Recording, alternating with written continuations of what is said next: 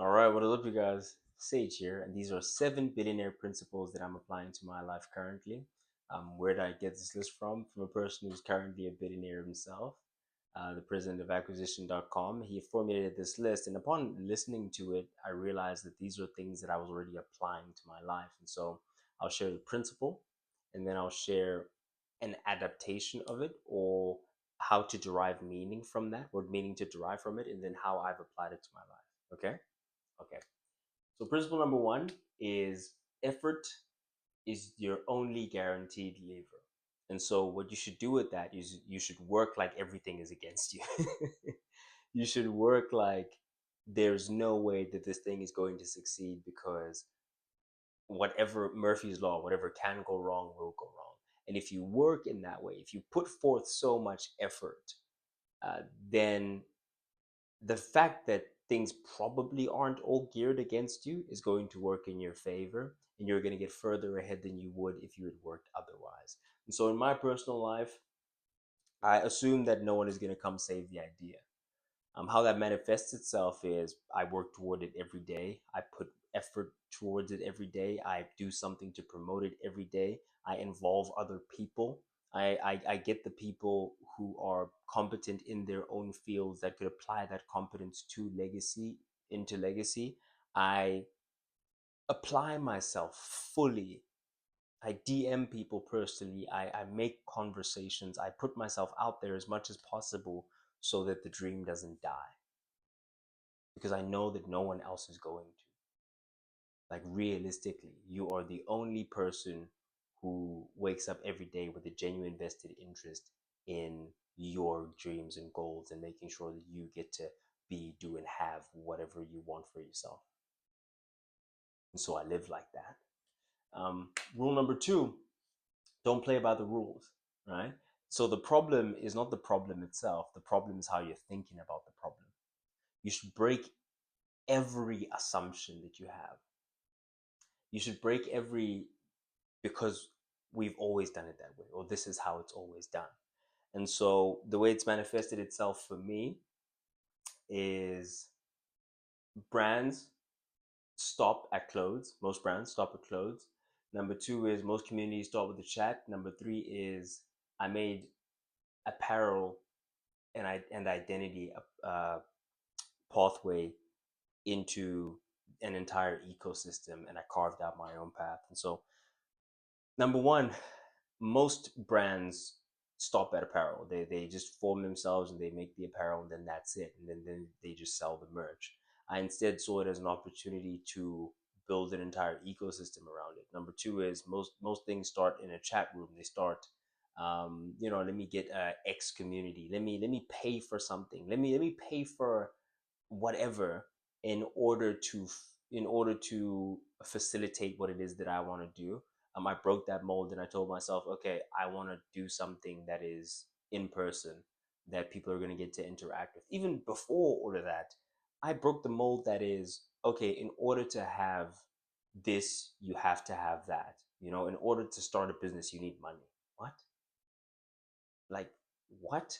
If money is the thing that you're competing with, then you're going to lose brutally against bigger competition, against bigger opposition. Your biggest skill is not resources, it is resourcefulness.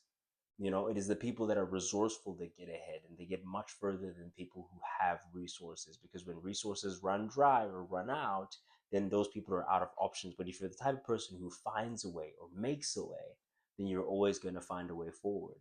Um, and then with that finding a way forward, we finally established the brand, and then now it becomes a thing where I realized that, okay, this is the anchor, this is the thing that actually leads the person here. And then now that they're here, well, what can I do to provide more for them?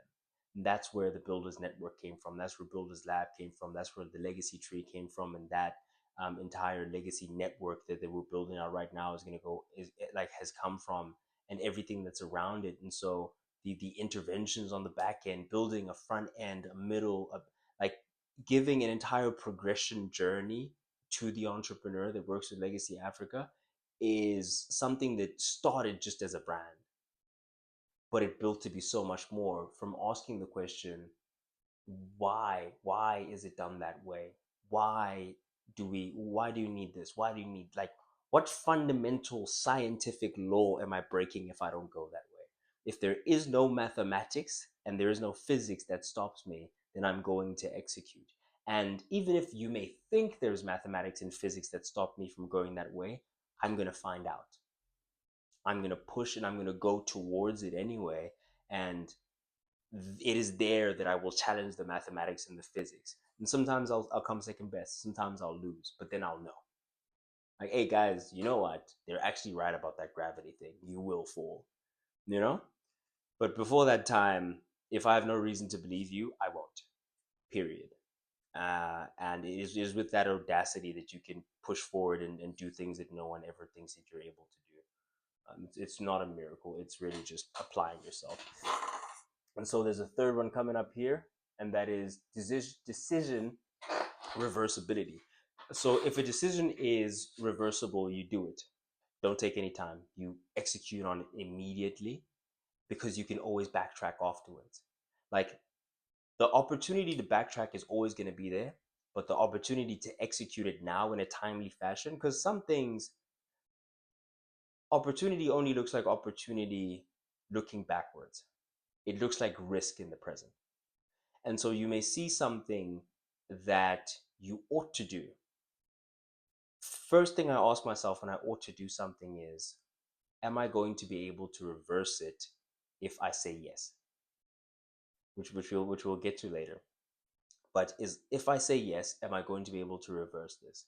If the answer is yes, then I go for it immediately. Now, I'll do it now. And if it's something that I feel I won't be able to reverse, then I'll take time and I'll think. So this right here, the decision to put Legacy Africa here instead of a logo, the decision to put Rooted in Greatness on the back instead of the logo once more, that came through a series of trial and error testing, like split testing with a bunch of mock-ups, stuff like that. And this was the most winning design. But in the end, it became between one with Legacy Africa here, the symbol on the back, the logo on the back, or Legacy Africa here and Rooted in Greatness in the back. Both of those were literally split down the middle in terms of some people like this one, some people like this one, some people liked both. And so I had to decide at the end of the day which one I was gonna proceed with, which one I was gonna go with. And through sheer, pure gut instinct, which ended up paying in the end, the story I'll probably tell you guys later on, um, this ended up being the right move. And so that was an irreversible one. So I actually sat down and I thought about it. I thought about all the pros and cons. I thought about what I wanted for myself, for the brand. And for me, the biggest thing at that time was, I want you to know the name Legacy Africa. Before you see Toyota as Toyota, before you know that symbol, before you know that is Toyota, you first need to see the word Toyota and associate it with that symbol. So the most important relationship to establish first is between you and the name. This is a brand. This is the brand. This is the brand. It's used to the logo. Oh, logo brand, logo brand, logo brand. So it's like this word. I need to connect this with value. Give value. Legacy Africa value. Legacy Africa value. Legacy Africa value. Then brand. Legacy Africa. Legacy Africa value brand. Legacy Africa value brand. And then you can begin to remove me, and you'll still, every time you see this word, you'll associate it with value. That's called building a brand. And so that was the most important thing to me, and that lands us up where we are now. And so the most important fundamental thing with that is, I had a decision to make. I made the decision quickly. I made the decisions quickly in terms of the posts, the testing, and actually getting the suppliers, getting this, getting that. I made all those decisions quickly leading up to when I actually had to make a big decision. And then I slowed down, thought about the pros and cons, thought about what we actually wanted to do, and then went back to first principles, went back to what we actually wanted to achieve, and we proceeded with that. But and even from then, every decision that we have to make, we make very quickly. It is very, very important that you're decisive. I don't know why. I'm being completely honest with you. I have no idea why. Well, I have a theory. But what I mean by I don't know why is, I'm not a billionaire. I haven't made it. I haven't made enough amounts of money to even be speaking at this with authority. So I'm just talking to you about what I apply and what I understand. What I understand about making decisions quickly is when you make the decision, you can be wrong and adjust and still win. But indecision, not making the decision, waiting till the information is right, that is what leads to windows of opportunity closing and you not being able to execute it all at the end of the day. And so decisiveness is very, very important that you decide very quickly and you proceed with that. Number four, the answer is always yes. Now, what is the question? And so you go from can I to how can I? The answer is always yes. So, what is the question? I'll give you a very great example, a living example. That is today, I'm on a phone call with someone and they're talking about something that we could potentially work on together. And it could be very lucrative for the both of us, right? This is an opportunity that is aside from everything that I have going on right now. And so I start from a position of how can I say yes to this? How can I seize this opportunity? Not can I seize this opportunity? Because then you'll start seeing the negative. But you should start from a position of, okay, now assuming I've said yes, what would my life look like? And how can I position myself in a way where that is going to make sense for me? So the answer is yes. You start from that. The answer is yes. How can I make this work for me? Not will it work for me? How am I going to make this work? That's a very, very important, very slight mindset shift. But as soon as you make that shift, I promise you, things open up in a very, very real way that that is evident and it shows in the way that people live their daily lives. You can tell who goes for opportunities, who comes from a place of, okay, how can I solve this? Versus can this problem be solved? Very, very important. So for me, I assume yes, and then I focus on logistics. That's the mindset that made Legacy Africa possible. That's the mindset that has made every endeavor that I've went on possible. That's the mindset that makes even the very content that I'm making, the stage that we're at now, the amount of views that we've been able to garner over the entire tenure. None of that becomes possible if I don't start from a place of, okay, assuming I can do this, where should I start? And then I started there, and so on and so forth, man. And the thing that I love about this is that you get to watch it happen in front of your eyes. You get to see it unfold. There are people who have been here since I was saying I want to make something of my own that is going to be applicable to a very particular demographic, a very specific type of people that's going to resonate with my messaging. And I want to wear that. I want to make that thing. I want to make that thing. Here it is.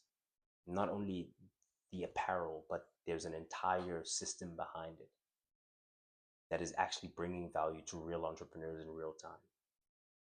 And that's thoughts becoming things. And that doesn't happen if you don't have an attitude of how can I make it work rather than can I. Number five, big number five here is your environment dramatically influences your success. And so you should get into rooms where there is superiority, inferiority, and impulse control. Now, I added that third one. In the video itself, the billionaire who was laying out this list talked about superiority and inferiority and how it applied to them in their lives. But for me, when he talked about how environments shape you and he mentioned superiority and inferiority, I thought about Alex Ramosi mentioning that the three most common traits between hyper successful individuals is superiority, inferiority, and impulse control. So superiority, you feel like you're better than everyone. You feel like you have that edge. You have something about you that just makes you the best. That just like when you apply yourself, you can really just beat anyone. You have inferiority in the sense that you realize the excellence in every single other person that you're around, and you have a healthy fear of that or a healthy respect for the competition enough to work hard. work harder than you've ever worked before. And impulse control, which is you stay the path. You don't stray, you don't move away from the game plan. You have the ability to stick to it and execute on it. So that's why impulse control is very, very important to me. If you have superiority, something that you are running towards, a person that you're running towards, inferiority, something that you're running away from being, you're running away from your insecurities, and impulse control, which is you keep running, then it is veritably impossible for you not to achieve your dreams eventually. Given enough time, if you stay the path and you run as hard as you can, you're going to get somewhere. A lot further than you think. And so you get in those rooms. I mean, I seek people who raise my standards, and Legacy Africa tries to give that environment to other builders. So for me personally, I'm talking to you now, like in real time, about certain conversations that I'm having, certain conversations that I've had, certain meetings that I've had with people that are above my level, and that forces me to raise my game. I mean, the only reason why Legacy Africa became the entire network is because I put it in the burner, I put it under the fire, under the pump, and was around geniuses who gave me that feeling of superiority because you guys are the reason why, or I'm the reason why you guys are here. Inferiority in terms of, oh, these people are geniuses and they're coming up with some fantastic ideas of how we can proceed with this. And then the impulse control to not run away from that, stay within it, stay within the game plan, and continue to progress and move forward, which lands us to where we are today, and which will take us further. Number 6, being good at something doesn't mean you belong there. Some are born advisors, some are born entrepreneurs. Don't stay in the wrong role because you're good at it. I make sure that I'm in roles that match my gift and affinity, not fit. So being good at something doesn't mean that you should be doing it. Just because you are a fantastic coach, just because you're a fantastic teacher, just because you're a fantastic sportsman, doesn't mean that that's your calling. And for me personally, that had manifested itself in my journey in terms of I was a fantastic sportsman, and I still continue to train every day now, and do amazing feats of strength, and then I'm slowly but surely building quite a solid physique. Just because I'm good at that doesn't mean that that's what I'm supposed to be. That's my contribution to the world and to life. And a very important thing that I forgot to jot down there is it's very useless becoming exceptional at something that you hate. And so not in the example of what I was talking about now, but speaking of some people are born to be advisors, some people are born to be entrepreneurs. If you're in the role of an advisor and you're born to be an entrepreneur, you will hate it. Even if you're good at it, you shouldn't stay in that. You should move towards your calling, because that is what true success is. It is in the pursuit of that process itself. That's where true happiness comes from. If you're in the role of an entrepreneur and this thing is just too stressful for you, it's not doing anything for you, you're good at it, you're coming in, you're making the money, but you don't want to be under stress. You don't want people's families depending on you. You don't want that burden of leadership and the burden of having to figure out how everyone here is going to survive and whatnot. If that's not for you, and you'd rather be in a comfy chair laying out strategies and other people execute on them, and you make a slice and you're eating good, you get what I'm trying to say? You can be in a position where you're doing very well for yourself and you don't take the risk yourself.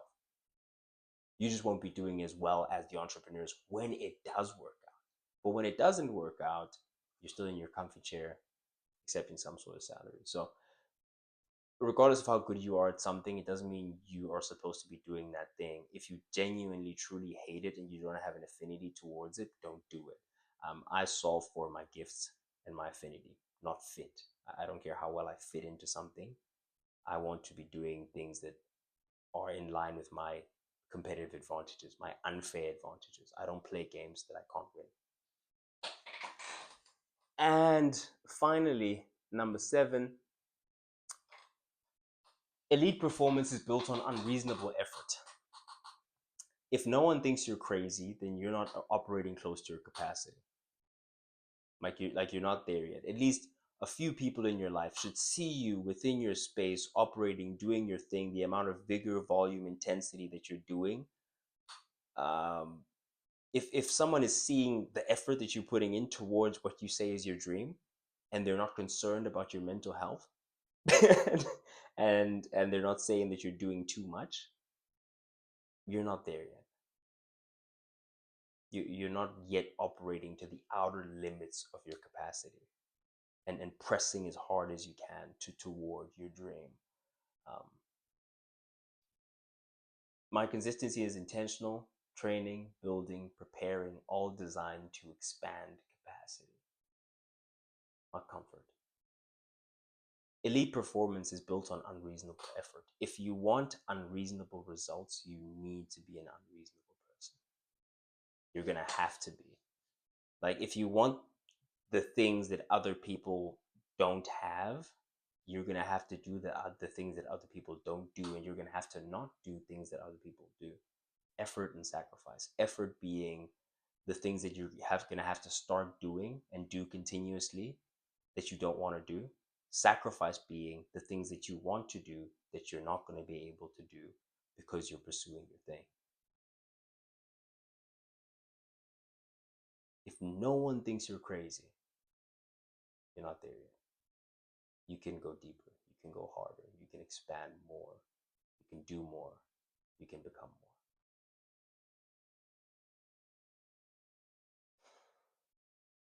These are 7 principles of billionaires that I'm applying to my life. Um, yeah. Indeed. If you need a bit more clarification about that, hit me up in the comment section down below. If you're an entrepreneur on the continent of Africa, specifically if you are in Gabega, I have something really special for you. But if you're an entrepreneur outside of the city of Port Elizabeth, then you can tap in as well. Legacy Africa, the link will be in the description box down below. We can have a conversation there. If you did in fact enjoy the video, please hit that subscribe button. I have been Sage, standing on business. Signing out.